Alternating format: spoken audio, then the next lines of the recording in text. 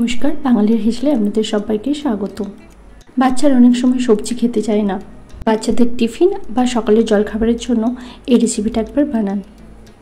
এখানে নিয়েছি কয়েকটা লাউয়ের টুকরো, ভালোভাবে পরিষ্কার করে ধুয়ে এটাকে ব্লেন্ড করে নেব। খুব ভালোভাবে ব্লেন্ড করে নিতে হবে যাতে কোনো দানা না থাকে। এবার এটাকে একটা পাত্রে ঢেলে নেব। বাইন্ডিংয়ের জন্য দিলাম 2 চামচের মতো বেসন এবং হাফ কাপের মতো সুজি। এবার এটাকে পেস্টের সাথে খুব ভালোভাবে মিশিয়ে নেব। মেশানো হয়ে গেছে, এটাকে 15 মিনিটের জন্য ঢাকা দিয়ে রেখে দেবো। সুজিটা তো একটু ফুলে ওঠে। 15 মিনিট পর দেখুন এটা একটু ঘন হয়ে এসেছে। এটাকে আরেকবার ভালোভাবে মিশিয়ে নেব। এবার এটার মধ্যে কিছু জিনিস অ্যাড করব।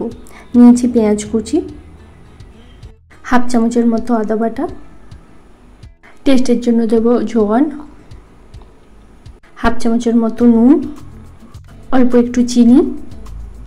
আরও একবার সমস্ত উপকরণগুলিকে ভালোভাবে মিশিয়ে নেব। আপনারা চাইলে এখানে আরও সবজি অ্যাড করতে পারেন, কিন্তু এখানে অনেক কিছুই দেওয়া হয়েছে তাই সবজিটা একটু অ্যাভয়েড করাই ভালো। একটু গোলমরিচের গুঁড়ো দিয়ে আরেকবার ভালো করে মিক্সড করে নেব। অপরদিকে কড়াই বসিয়ে তাতে 1 চামচের মতো তেল দিয়ে সেটাকে ভালোভাবে তাওয়াটাতে মেখে নেব। তেলটা গরম হয়ে আসলে এবার ব্যাটারটা আস্তে আস্তে ফ্রাই প্যানের মতো দেব। একটু প্রেস করে করে গোলের মতো বানিয়ে নেব। ঢাকা দিয়ে এটাকে 5 মিনিটের জন্য লো ফ্লেমে রান্না করব। 5 মিনিট পর ঢাকনা খুলে এবার এটাকে একবার উল্টে নেব। এটা কিন্তু খুব সাবধানে উল্টাতে হবে, খুব নরম হয় এটা, তাই এক পিঠ ভালোভাবে না ভাজা হলে এটা উল্টাতে গেলে ভেঙে যেতে পারে। একইভাবে আমি বাকিগুলিকেও ভেজে নেব। এটা খুব স্বাস্থ্যকর একটি খাবার আর খুব সহজেই বানিয়ে ফেলা যায় বাড়িতে থাকা সামান্য কিছু উপকরণ দিয়ে। ভাজা হয়ে গেছে, এবার এগুলোকে এক এক করে তুলে নেব। এটা খুবই সফট হয়, বাচ্চারা ইজিলি এটাকে খেতে পারবে।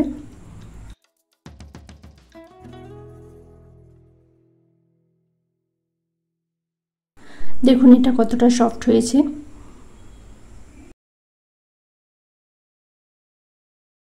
রিকোয়েস্ট করব একবার অন্তত এটা বাচ্চার জন্য বানিয়ে দেখুন। ভিডিওটি ভালো লেগে থাকলে লাইক করুন, শেয়ার করুন, কমেন্ট করুন এবং চ্যানেলটিকে অবশ্যই সাবস্ক্রাইব করুন। ধন্যবাদ।